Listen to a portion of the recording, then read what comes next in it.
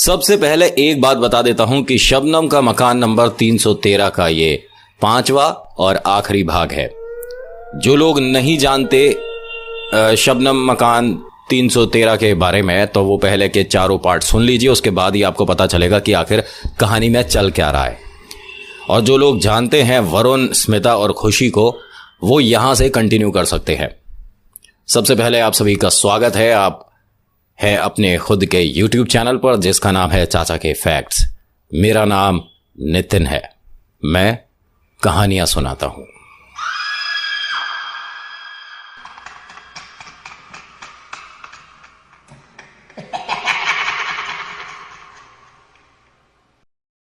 पिछले भाग में आपने देखा कि जो पड़ोसी हैं वरुण के घर के, उन्होंने बिटिया के चारों तरफ कुछ औरतों को देखा और जैसा उन्होंने बताया कि एक औरत तो उन्हें बिटिया के कंधे पर ऐसा लगा जैसे बैठी हुई हो। तो उनकी जो धर्मपत्नी है यकीन नहीं कर रही थी, क्योंकि ये बात कोई भी नहीं मानेगा। आंखों का भ्रम भी हो सकता है। हमारी सोच कभी कभी हमारे को ये सोचने पर मजबूर कर देती है जो वास्तव में हो ही नहीं रहा होता। लेकिन कभी कभी जो हो रहा होता है हम उसे भी नजरअंदाज कर देते हैं, जैसे वरुण और स्मिता ने अभी तक किया है। अब ये अपनी पत्नी से बोलता है कि जल्दी से उस पंडित जी का नंबर दो जिन्होंने हमारे घर में पूजा पाठ करी थी कुछ समय पहले। उनकी जरूरत है वरुण को और स्मिता को बहुत ज्यादा। ये दोनों बात कर ही रहे थे, तभी इनके घर की घंटी बजती है और दरवाजा खोल के देखते हैं तो सामने खुशी बिटिया खड़ी है। उसके हाथ में एक छोटी सी डॉल है और अंकल के चेहरे को इस समय वो इस कदर देख रही थी कि एकदम से कुछ कहना चाह रही है। लेकिन उनके घर में पहली बात तो पूजा पाठ होता था और उस कमरे में बालाजी की बहुत बड़ी तस्वीर लग रही थी, हनुमान जी की। तो वहां खेल खेलना थोड़ा सा मुश्किल है। अब इसने क्या किया, अंदर आने से पहले आंटी से कहती है कि आंटी आपकी इस खिड़की से बहुत ज्यादा धूप आ रही है, मुझे आपसे कुछ बात करनी है और आंखों पे धूप लग रही है, पर्दा कर दो ना। ये चाल थी उसकी जिसको दोनों नहीं समझ पाए, ना तो ये अंकल जी और ना ये आंटी जी। जैसे ही पर्दा करती हैं आंटी, बालाजी की तस्वीर भी उस पर्दे के पीछे छुप जाती है। तो तेजी से एकदम जल्दी से अंकल जी के पास आके खड़ी होती है और कहती है कि आपसे कुछ बात करनी है और मम्मी पापा को मत बताना कि मैंने आपसे मदद मांगी है। मदद करोगे तो मैं आपको गिफ्ट दूंगी। अब यहां ये जो अंकल जी है ना, खुशी बिटिया से बात तो करना चाहते हैं, लेकिन इन्होंने जो देखा है उसे भी नजरअंदाज नहीं कर पा रहे। डर है इनके मन में, तो डरते डरते बोलते हैं कि बिटिया मुझे कोई गिफ्ट नहीं चाहिए, आप यहां कैसे आए बताओ मुझे। तो वो बोलती है कि मैंने बताया ना कि आपको एक काम है मुझे आपसे।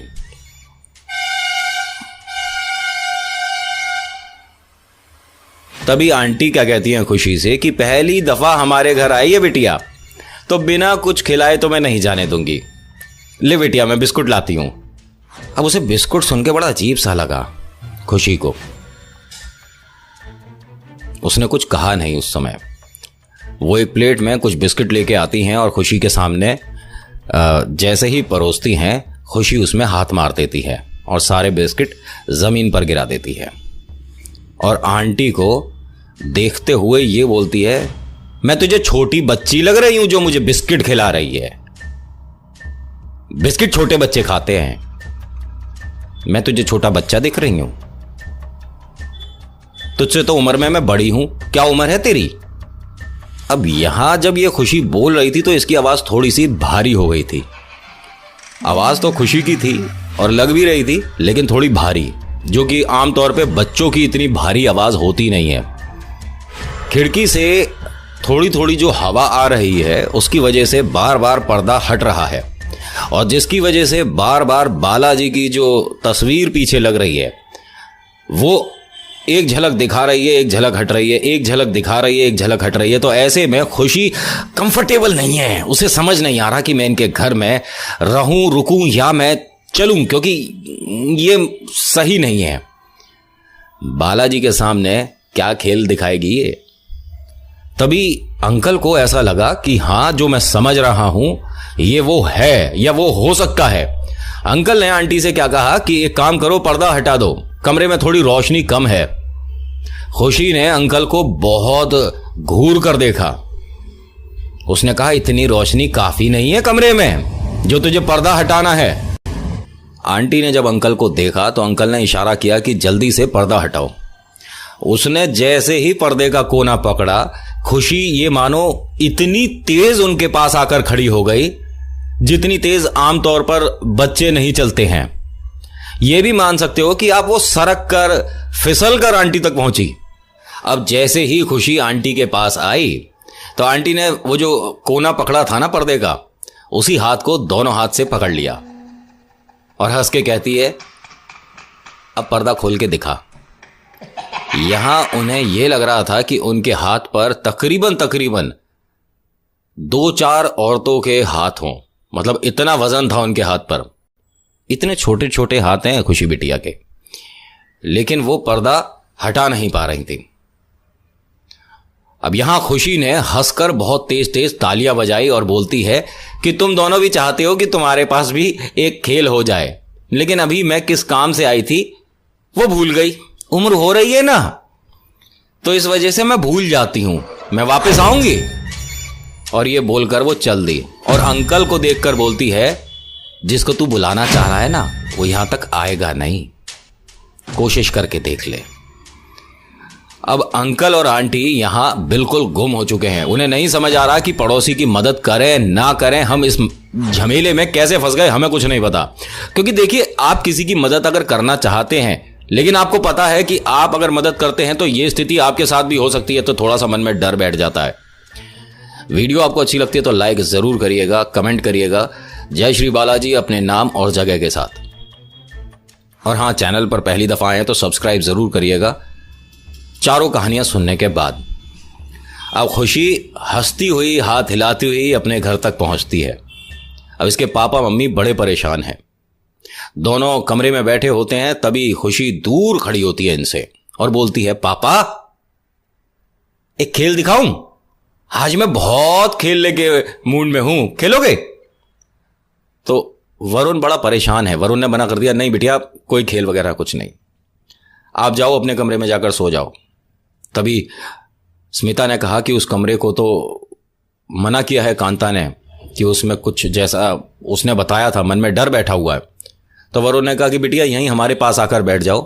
अब उनकी बच्ची है, वो कैसे विश्वास करें कि हाँ इस बच्ची पर किसी का साया है। और वो क्यों विश्वास करें भाई, आज की पीढ़ी के हैं और साइंस ने इतनी तरक्की कर ली, ऐसा कुछ नहीं होता है ना। जैसा यहां मेरी वीडियो के नीचे भी बहुत सारे लोग बोल जाते हैं कि ऐसा कुछ नहीं होता, मनगढ़ंत कहानियां हैं, पिक्चर की स्टोरी है। जिस दिन तुम्हारे साथ ऐसा कुछ घट गया ना, फिर पूछूंगा कि तुम्हारी कहानी में पिक्चर की स्टोरी आई थी या पिक्चर की स्टोरी में तुम्हारी कहानी दिख रही है। तीसरी शक्ति हर जगह होती है, कई बार बोल चुका हूं, और ये घर तो पता नहीं कितने सालों से बंद है। खुशी ने पापा को दोबारा बोला कि ये वाला खेल तो मैं जरूर दिखाऊंगी तुम दोनों को। देखो 1 2 और 3। उसने जैसे ही 3 करके भागना शुरू करा कमरे में। भागते भागते वो जो उनके कमरे की खिड़की थी, आपको भी पता ये टॉप फ्लोर पे रहते हैं, खिड़की को पार करके वो बाहर कूद गई। समझ रहे हो? अब इन दोनों के हाथ पैर एकदम ठंडे पड़ गए और भागकर ये खिड़की तक आए तो नीचे बिटिया है ही नहीं। अगर वो टॉप फ्लोर से कूदी है, गिरी है, तो नीचे वो है ही नहीं। यहां जब तक ये दोनों कुछ समझ पाते, पीछे से खुशी की आवाज आती है और हंस के ताली बजा रही होती है। कैसा लगा मेरा खेल? एक और खेल दिखाऊं? अब यहां ये सब देखकर स्मिता बेहोश हो जाती है। अब इसे समझ नहीं आ रहा वरुण को कि मेरी इस स्थिति में मदद कौन करेगा। तभी वो जो है ना, जो खुशी के साथ है, वो क्या बोलती है, ये तो इतने में ही बेहोश हो गई। अरे वरुण, इसका दिल तो बहुत कच्चा है, ऐसे कैसे काम चलेगा? अभी तो मैं खेलनी शुरू भी नहीं हुई। अच्छा मैं तुझे अपने बारे में बताऊं? अब वरुण को इस चीज की ये मानो कि कुछ घंटों से आदत हो गई है, जिस तरह से वो बात कर रही है ना छोटी सी बिटिया। वरुण ने उसकी बात का जवाब दिया कि हाँ बता, क्या चाहती है तू और हमारे घर में क्यों है? तो वो जमीन पर इस तरह बैठ के ये बोलती है, हाय तेरा घर है ये, मैं तो इतने सालों से अपना मान के रह रही थी, तेरा घर कैसे हो गया? कौन पहले आया? किसका हक है? तू कौन है? तू बाद में आया है और ये घर मेरा है। और हां, एक और बात बता दूं, परसों हम तेरी बिटिया को ले जाएंगे। मैं सोच रही थी एक दो दिन तेरे साथ खेल लूं। अब वरुण ने कहा कि ले जाएंगे मतलब क्या होता है? अब स्मिता पर उसने पानी छिड़का वरुण ने, और खुशी से बात कर रहा है। खुशी नहीं, आपको भी पता है वो किससे बात कर रहा है। अब स्मिता के चेहरे को देखकर खुशी हंसने लग जाती है कि ये तो बहुत डरती है, अभी तो हमने कुछ किया ही नहीं, ये तो हमारा खेल है। इतना बोलकर खुशी दीवार के बिल्कुल पास जाकर चिपक कर खड़ी हो जाती है और फिर वरुण से कहती है, परसों तक अपनी बिटिया से जितनी बातें करनी है कर ले, परसों हम ले जाएंगे। जब ये खुशी कोई दूसरा खेल दिखाने ही वाली थी ना, तभी इनका पड़ोसी इनके घर आता है और वरुण और स्मिता से कहता है कि आप दोनों जरा बाहर आओ, मुझे कुछ आपसे बात करनी है। खुशी को बहुत बुरा लग रहा है वो पड़ोसी, क्योंकि इसके घर में आपको भी पता है किसकी तस्वीर टांग रखी है इसने। अच्छा नहीं लगा उसे वो। अब वो दोनों जैसे ही बाहर आते हैं, जो पड़ोसी है दरवाजे की कुंडी लगा देता है, चटकनी लगा देता है कि बिटिया आप जरा अंदर ही रहो, हम बात करके आ रहे हैं। तो वो हंसने लगी अंदर और वो पूरे कमरे में गोल गोल घूम रही है, दोनों हाथ खोल रखे हैं और गोल गोल घूम रही है और खुश है, बहुत खुश है। पड़ोसी ने सारी बात बताई जो उसके साथ उसके घर में अभी हुआ है। वरुण ने भी यही बात बताई जो अभी इसके घर में हुआ है। तो इसने कहा कि वो जो आपके मेड काम करती थी कांता, उसको आप फोन करो। तो जो पड़ोसी है उनकी वाइफ कांता को फोन करती है, तो कांता ये कहती है कि मैं रास्ते में हूं, बस पहुंच रही हूं। तो वो सब लोग अपने घर के अंदर ना बैठकर बाहर ही वरांडे में सीढ़ियों के पास बैठकर इंतजार कर रहे होते हैं। अब कांता इनकी बिल्डिंग के बाहर आ चुकी है, देखती है कि लिफ्ट काम नहीं कर रही, बहुत अपनी किस्मत को रोती है कि एक तो वैसे ही मुझे देर हो रही है, ऊपर से आज लिफ्ट भी काम नहीं कर रही, अब इतने माले मुझे सीढ़ी चढ़कर जाना पड़ेगा। लेकिन क्या करे, मजबूरी है, क्योंकि वो जानती है कि उस घर में कौन है या क्या है। वो तो उसी बात से अंदाजा लगा चुकी थी जब उसने उस बेड पे कील लगी हुई देखी थी और उसने कुछ और भी महसूस किया था। तो वो इन चीज़ों को, इन शक्तियों को, माफ़ी चाहूँगा, जानती पहचानती है, ये मान लीजिए। अब वो जैसे तैसे करके जीना चढ़ते हुए आ रही है और किसी से बात करती हुई आ रही है। अब मम्मी पापा, इनके पड़ोसी दोनों हस्बैंड वाइफ कांता को देखकर डर जाते हैं, क्योंकि कांता की उंगली पकड़कर खुशी नीचे से आ रही है।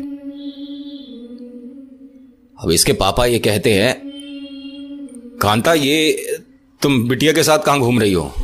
तो कांता ने कहा, बाबूजी ये तो नीचे खेल रही थी, तो मैंने सोचा घर तक ले आऊं, और लिफ्ट काम नहीं कर रही थी तो बिटिया वैसे ही थक गई होगी। इन सब में से किसी की हिम्मत नहीं हुई बताने की कि हम उसे घर के अंदर बंद करके आए हैं, तो ये तेरे साथ नीचे से कैसे आ रही है? कांता इससे पहले कुछ बोलती, खुशी भागती हुई अपने घर की तरफ जाती है, बाहर की कुंडी खोलती है और अंदर चली जाती है। अब इन सब को समझ नहीं आ रहा कि ये हो क्या रहा है जो हम देख रहे हैं। अब इन सब ने ये सारी बातें कांता को बताई। तो कांता ने कहा कि आप पक्का मानते हो कि आपने खुशी बिटिया को अंदर बंद किया था? तो उन्होंने कहा, हाँ हमारे सामने की बात है और ये सब हुआ है हमारे साथ। तो कांता ने कहा कि वो खुशी नहीं थी जिसको आप घर के अंदर बंद करके आए थे, क्योंकि मैं बाबा की भक्त हूं और मैं ये 100% बोल सकती हूं कि जो नीचे से बिटिया मेरे साथ आई है ये खुशी थी। अब यहां मम्मी पापा, पड़ोसी और ये जो इनकी मेड है कांता, हिम्मत करके अपने घर तक गए। दरवाजा खोलकर देखते हैं तो खुशी बिटिया जमीन पर लेटी हुई है। पापा का दिल देखो अपनी बिटिया के लिए, आपको भी पता है, वो किसी से भी लड़ जाएगा। क्या इंसान, क्या शैतान और क्या भगवान। अपनी बिटिया को गोदी में लेते हैं और बोलते हैं, बिटिया तू ठीक है? कोई आवाज नहीं आती। उसके मुंह पर कुछ पानी की छींटे मारते हैं, कोई जवाब नहीं आता। बिटिया की पल्स चेक करते हैं, नॉर्मल है। मां ऐसे नाक के पास हाथ लगाकर देखती है, सब नॉर्मल है। मन में बहुत गंदे गंदे उल्टे सीधे विचार आ रहे हैं कि कहीं कुछ दुर्घटना ना हो गई हो और कोई परेशानी ना हो गई हो बिटिया के साथ। तो कांता ने जैसे ही खुशी के पैरों को छुआ, उसने एकदम आंखें खोल दी और फिर पापा से बोलती है कि पापा, इन आंटी को पहले तो घर के बाहर भेजो, उसके बाद मुझे आपसे कुछ बात करनी है।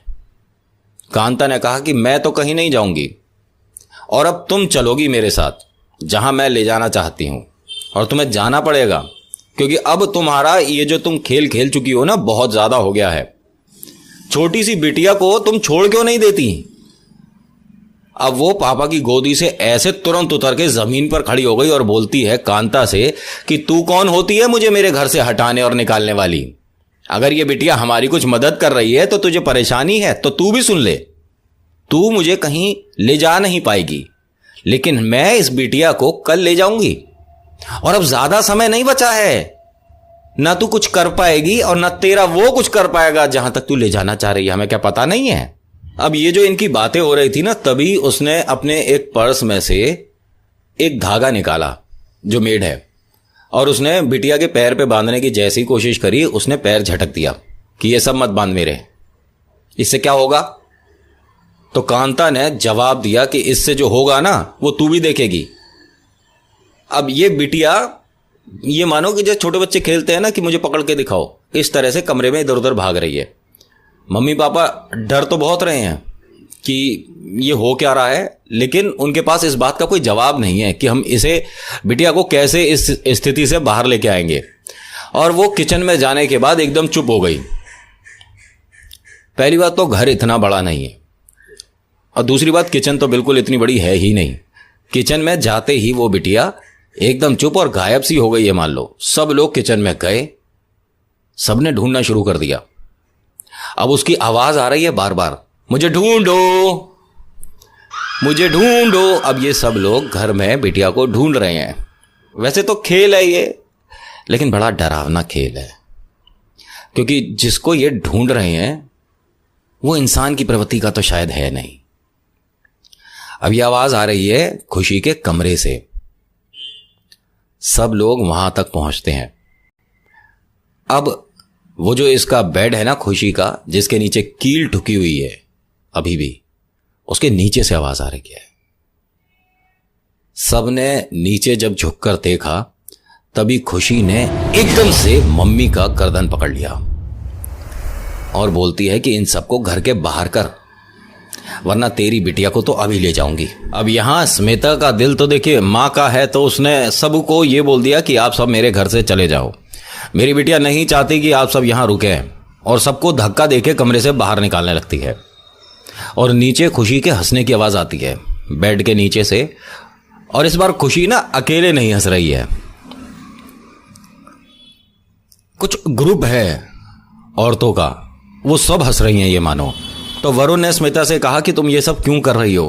तुम्हें पता है कि खुशी बिटिया की क्या हालत है, और सब लोग मदद करने के लिए यहां पर हैं और तुम सबको भेज रही हो। तो स्मिता ने रोते रोते बोला कि मैं नहीं चाहती कि मेरी बिटिया के साथ कुछ हो, वो चाहती है कि ये सब लोग घर से बाहर चले जाए, तो बस चले जाओ आप लोग। सबको धक्का मार के घर से बाहर निकाल देती है। लेकिन ये जो घर के बाहर है ना, दोनों पड़ोसी और इनकी मेड, ये जो कांता है, ये बाहर से इधर उधर कहीं नहीं जाते, घर के बाहर ही खड़े रहते हैं और सोचते हैं कि किस तरह इन बेचारों की मदद करी जाए जो ये परेशानी में फंस गए हैं, किस तरह खुशी बिटिया को वापस लाया जाए और किस तरह खुशी बिटिया को जिंदा रखा जाए। अब स्मिता सबको घर से बाहर करके खुशी के कमरे में जाती है। जमीन पर बैठकर झांक कर देखती है तो उसकी बिटिया उसे देख रही होती है और धीरे से पूछती है, भेज दिया सबको, मैं आ जाऊं? स्मिता ने कहा, हाँ बिटिया सब चले गए, आ जा। पहली बात तो ये खुशी नहीं पूछ रही थी आने के लिए, और दूसरी बात, स्मिता ने खुद बुलावा भेजा, मान लो इनवाइट किया है कि आ जा। तभी वरुण क्या कहता है कि नहीं, जब तक मैं नहीं चाहूंगा कोई बाहर नहीं आएगा। खुशी, अभी तुम बेड के नीचे छुपे रहो बेटा।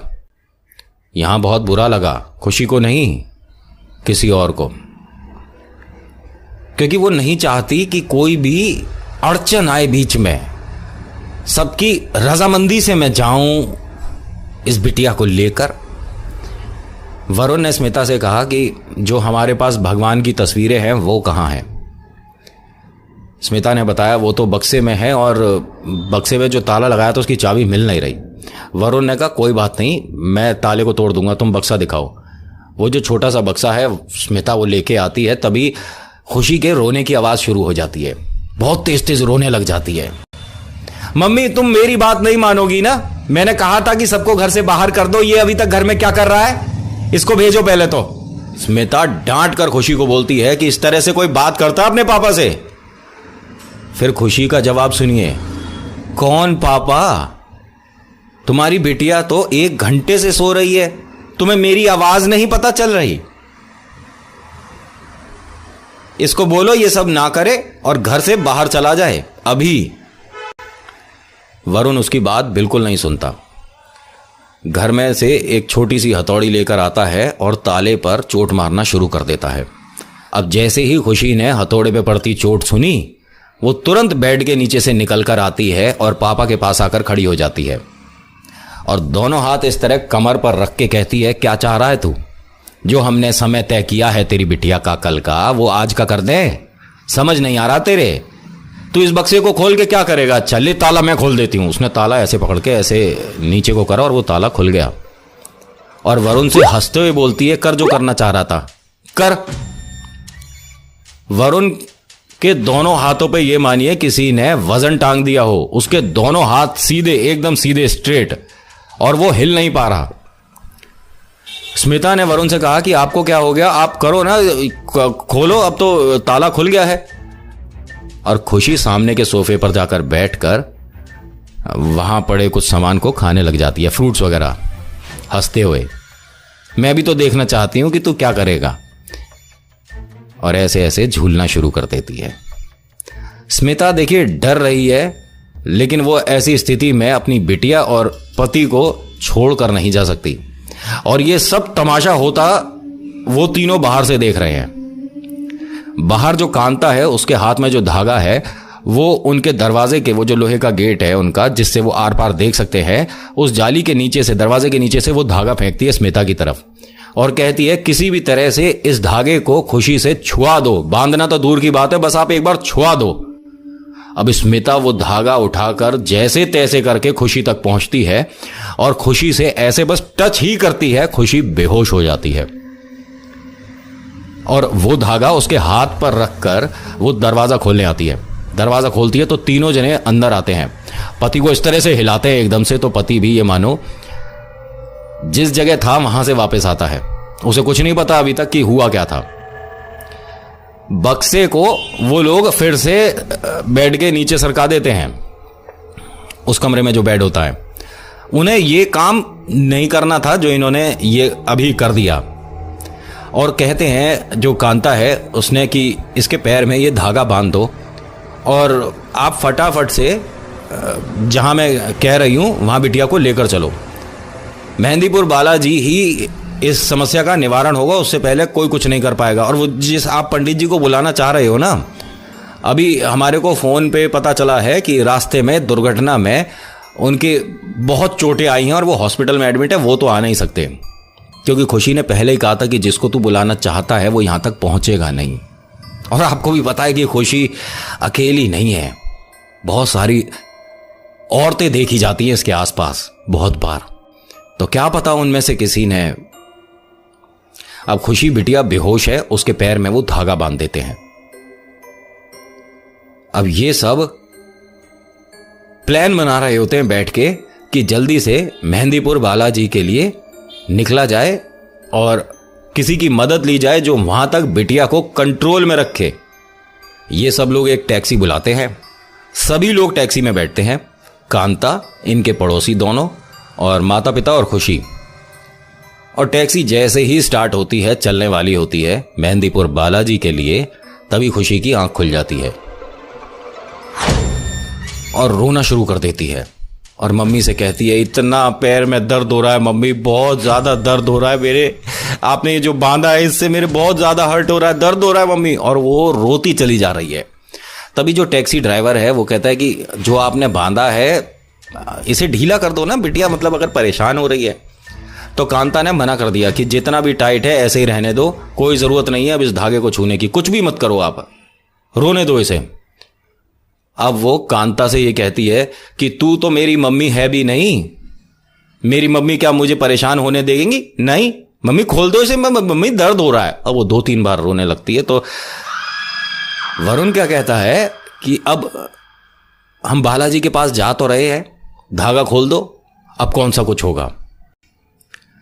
तो ड्राइवर क्या बोलता है कि अगर आप मेहंदीपुर बालाजी उस वजह से जा रहे हो जो मैं समझ रहा हूं, तो धागा मत खोलना। लेकिन इतनी देर में मां ने वो धागा ढीला कर दिया अभी, लेकिन वो धागा उसके पैरों पर है। खुशी रोना बंद नहीं कर रही है।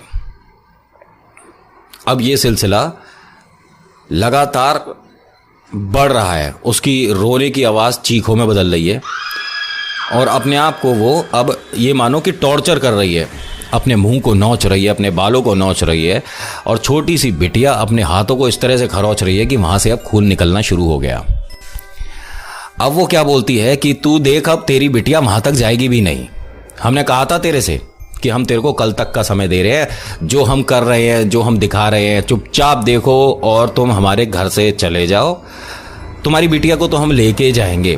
तो वरुण ने खुशी का गला पकड़ लिया, अपनी बिटिया का गला पकड़कर जवाब देता है शबनम को कि एक पिता के सामने तू उस बच्चे को ले जाएगी, ऐसा तो हम होने नहीं देंगे। तो वो हंस के कहती है कि हमारी तो मदद तू ही कर रहा है, थोड़ा सा और जोर से दबा दे गला। और वो हंसने लग जाती है। स्मिता बहुत तेज वरुण के हाथ पर अपना हाथ मारती है और कहती है, क्या कर रहे हो तुम, ये बिटिया का गला दबा रहे थे। अब यहां खुशी रोते रोते हंसने में बदल गई, हंस रही है वो कि वहां तक नहीं जाने दूंगी मैं तुम्हें, कुछ ना कुछ तो अभी खेल बाकी है। ड्राइवर गाड़ी वहीं रोकता है और गाड़ी से बाहर उतर जाता है, उन सबके सामने हाथ जोड़ता है और बोलता है कि मैं नहीं ले जा पाऊंगा जी। देखिए आप मानो या ना मानो, मैं इन शक्तियों पर विश्वास करता हूं, मैंने देखा है, रात दिन मेरा टैक्सी चलाने का काम है, मैं ये सब कुछ महसूस कर चुका हूं जी, मैं नहीं जाऊंगा। वरुण उसके हाथ जोड़ता है, पैर पड़ता है और कहता है कि मेरी बिटिया की जिंदगी का सवाल है और आप हमारी मदद करेंगे तो हम आपको दुगना तिगना किराया देंगे। अब वो आदमी थोड़े से लालच में तो आ गया, लेकिन बार बार ये बोलता है कि अगर इस बिटिया ने कुछ और करा तो मैं गाड़ी से उतर जाऊंगा और मैं नहीं चलाऊंगा, मैं नहीं जा सकता वहां तक, मेरा भी घर है, परिवार है, अगर कोई समस्या मेरे परिवार के साथ आ गई इसकी वजह से तो कौन जिम्मेदारी लेगा साहब। हम इन शक्तियों पर विश्वास करते हैं, बड़े लोग जो ज़्यादा साइंस वगैरह करते हैं ना माने, लेकिन उनके सामने भी जब किसी शक्ति ने इस तरह का कुछ दिखा दिया ना तो उनके पास भी शब्द नहीं बचेंगे। अब वरुण ने हाथ पैर जोड़कर उसे राजी किया, टैक्सी वापस से शुरू हुई और खुशी ने हंस के शुरू कर दी अपनी अजीब अजीब हरकतें। टैक्सी वाले का नाम लेके बोलती है कि गोपाल नाम है ना तेरा, और उसके घर की जगह का नाम लेकर बोलती है कि वहां रहता है। इन लोगों की बातों में क्यों आ रहा है तू, अपने घर जा, तेरी पत्नी ने इतना अच्छा खाना बनाया है, तेरे बच्चे क्लास में पास हुए हैं। गोपाल गाड़ी रोक दे। वो अब सारी बातों को नजरअंदाज कर रहा है कि मुझे किसी भी तरह से अब इस बिटिया को मेहंदीपुर बालाजी तक लेकर जाना है। इनके घर से जो मेहंदीपुर बालाजी के रास्ते का डिस्टेंस है वो आधा पार हो चुका है, ये मान लीजिए, और खेल चल रहा है। अब बिटिया ये बोलती है कि मुझे भूख लग रही है बहुत तेज, गाड़ी रोको, मुझे कहीं खाना खिलाओ। अब ये बात नॉर्मल भी हो सकती थी, लेकिन इन सब ने उसे नज़रअंदाज करा।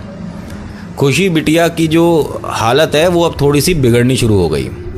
ये मानो कि उसका जैसे चेहरे पे बच्चे के एक ग्लो होता है ना, वो सब अब सिकुड़ रहा है, मतलब उसके झुर्रियाँ पड़नी शुरू होनी शुरू हो गई हैं, जैसे एक बड़ी औरत के चेहरे पर झुर्रियां होती हैं।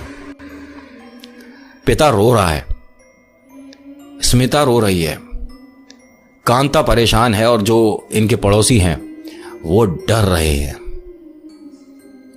खुशी के चेहरे पर झुर्रियां बढ़ती जा रही हैं और वो अब मेहंदीपुर बालाजी से तकरीबन आधे घंटे की दूरी पे है। अब खुशी ने पापा की गोदी से हटकर अपना सिर गाड़ी के शीशे पर अंदर से मार दिया। जैसे ही इतनी तेज मारा तो शीशा तो टूटा नहीं, भाई छोटा बच्चा है, एकदम से शीशा ऐसे कैसे टूट जाएगा, लेकिन उसके सिर में काफी चोट आ गई। कोई कोना लगा या क्या लगा, यहां से थोड़ा सा खून निकलना शुरू हो गया और अपने ही खून को ऐसे करके चाट के बोलती है, या तो मुझे कुछ खाना खिलाओ, नहीं तो मैं इसी से काम चला लूंगी। वरुण ने कहा गोपाल से कि गाड़ी रोक दो। अब सिर्फ 10 मिनट का समय रह गया है मेहंदीपुर बालाजी पहुंचने में, लेकिन वरुण ने गाड़ी रुकवा दी। सब लोगों ने कहा कि वरुण ये गलत हो रहा है, हमें एक बार मंदिर तक पहुंच जाने दो, उसके बाद तो सारा खेल इसका धरा का धरा रह जाएगा एक बार। तो वरुण ने कहा अरे बिटिया भूखी है, इसकी चेहरे की हालत देख रहे हो, कब से इसने कुछ खाया नहीं है, पिया नहीं है, मतलब हम कल से बिटिया के साथ ढंग से बात नहीं कर पाए, कुछ नहीं खाया इसने, दूध भी नहीं पिया है, आप सब समझते क्यों नहीं हो। अब स्मिता को भी तरस आया खुशी की हालत देखकर। खुशी बिटिया को पापा ने गोदी में उठाया और गाड़ी से बाहर उतर गए। जैसे ही वो उतरे हैं तभी खुशी ने आंख खोल दी और अपने पापा से बोलती है कि पापा मुझे ना मिल्क पीना है। ताकत आएगी पापा, यहां मिल्क मिलेगा कहीं। तो जिस ढाबे पे ये रुके थे वहां एक पंडित जी भी बैठे हुए थे, जो कि मेहंदीपुर बालाजी के ही पंडित थे। उन्होंने बिटिया को देखते ही पहचान लिया कि हां बिटिया अकेली नहीं है ये, और वो भागकर ये मानो उस तक आते हैं, बिटिया के दोनों हाथ ऐसे पकड़ लेते हैं और फिर बिटिया से बोलते हैं कि बिटिया क्या चाहिए बता। और वो अब रोना शुरू कर देती है कि हाथ छोड़ मेरा, हाथ छोड़। तो उसने कहा हाथ तो नहीं छोड़ूंगा बिटिया, मैं जानता हूं तू कौन है और तू मंदिर से पहले कैसे उतर गई। वरुण से बोलता है वो पंडित जी की गाड़ी में बिटिया के साथ बैठो और आप जहां के लिए जा रहे हो ना सीधा वहां पहुंचो, बीच में कहीं गाड़ी मत रोकना। तो वरुण कहता है कि भाई तुम कौन होते हो, मैं अपनी बिटिया को यहाँ कुछ खिलाने पिलाने के लिए उतरा हूं ढाबे पे, इससे थोड़ा सा मिल्क चाहिए, एक गिलास दूध पी के चली जाएगी। तो उसने ये कहा पंडित ने कि एक गिलास की बात कर रहे हो तुम, 100 लीटर भी इसकी भूख शांत नहीं कर पाएगा, और तुम्हारी बिटिया है ही नहीं ये। भाई साहब आप जो भी हैं और जहां से भी आए हैं सीधा बालाजी पहुंचो, वरना उससे पहले अगर इसने अपना खेल दिखा दिया तो बिटिया से हाथ धो बैठोगे। ये मासूम सी गुड़िया है, इसे मंदिर पहुंचाना जरूरी है। अब सब लोगों ने वरुण से खुशी को छीन लिया, ये मान लो, ठीक है। वरुण के लाख मना करने के बाद भी सब लोग उसे जबरदस्ती लेकर गाड़ी में बैठते हैं, वरुण को भी बैठाते हैं और सीधा बालाजी के लिए निकल जाते हैं।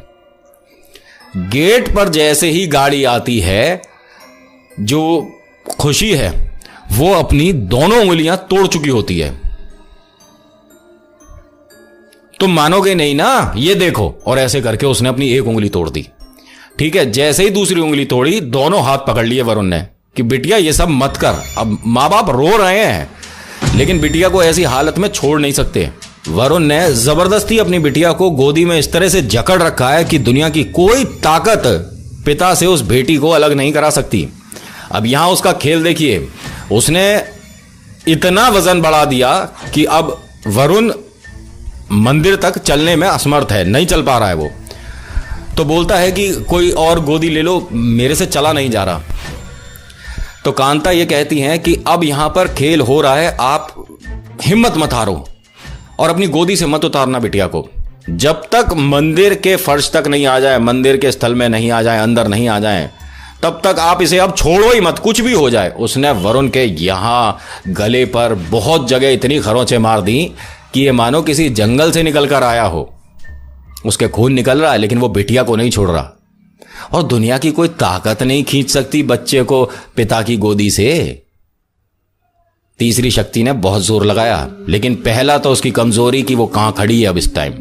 दूसरा, पिता की गोदी से बिटिया को छीन ले। उसने अपना सिर से पैर तक का जोर लगा दिया वरुण ने, लेकिन बिटिया को अपनी गोदी से नहीं उतारा। ये मानो उसकी सांसें इतनी तेज चल रही थीं कि शायद कुछ ही समय उसके अब प्राण उसका साथ देंगे। कई जगह उसके चोटें आई हैं, छोटी सी बिटिया के छोटे छोटे नाखूनों से, जिसमें कि 2 उंगलियां उसकी टूटी हुई है।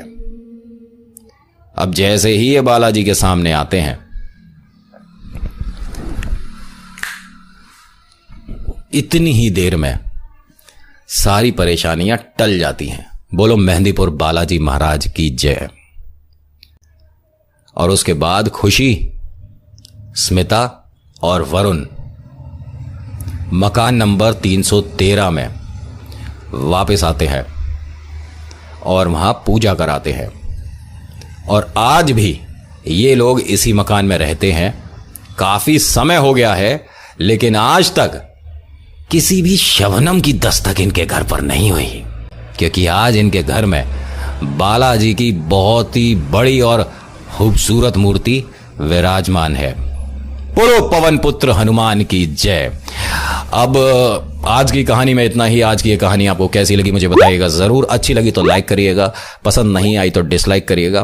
कुछ कहना चाहते हैं तो पहले लिखिएगा जय श्री बालाजी महाराज, जय मेहंदीपुर बालाजी, उसके बाद अपना नाम अपनी जगह। जो ये कहते हैं कि भाई पिक्चर की कहानी है, सब झूठ है, हमें प्रूफ दिखाओ, तो प्लीज़ आप डिसलाइक करो और निकलो। मुझे कोई किसी को नहीं बताना, क्योंकि जिसकी परमिशन ही नहीं है मैं यहाँ से उनके बारे में बताऊंगा नहीं। और ये जो बोलते हो ना कि आप हम इस जगह रहते हैं, हमारा घर इसके आसपास है, हमारा कॉलेज इसके आसपास है, हमें जगह बताओ हम देख के आएंगे, तो इन चीज़ों में ट्राई नहीं होते हैं। और अगर आपको कुछ खेल देखना ही है ना, तो एक बार मेहंदीपुर बालाजी चले जाओ, आपको सारे खेल आपकी आंखों के सामने दिख जाएंगे होते हुए। ठीक है, ये जो दुनिया भर की रिसर्च होती है झूठ नहीं है, पहली बात है। और दूसरी बात, जो मेहंदीपुर बालाजी के आसपास रहते हैं उन सभी से पूछिए क्या ऐसा कुछ होता है? यहाँ बालाजी किसी की मदद करते हैं? ऐसा कुछ होता है क्या? एक बार जाकर पता कर लेना। और अगर आपके आसपास भी कुछ ऐसा घटा कभी, तो आप मुझे बता सकते हो, मेल कर सकते हो, इंस्टाग्राम पर बता सकते हो, व्हाट्सएप कर सकते हो। मेरा नंबर आप लोगों के पास होगा ही। हमारी टीम आपसे रिएक्ट करेगी, बात करेगी और मैं भी करूँगा। तो आज की कहानी में इतना ही। आज की कहानी देखने सुनने के लिए आपका बहुत बहुत शुक्रिया। बालाजी हम सब पर कृपा करें, आप हम सब सुरक्षित रहें, कभी हमारा तीसरी शक्ति से कोई सामना किसी भी तरह का ना हो, ज़्यादा बेहतर है। मेरा नाम नितिन है। वीडियो देखने के लिए शुक्रिया। मुलाकात करूंगा आपसे एक अगली वीडियो में। धन्यवाद।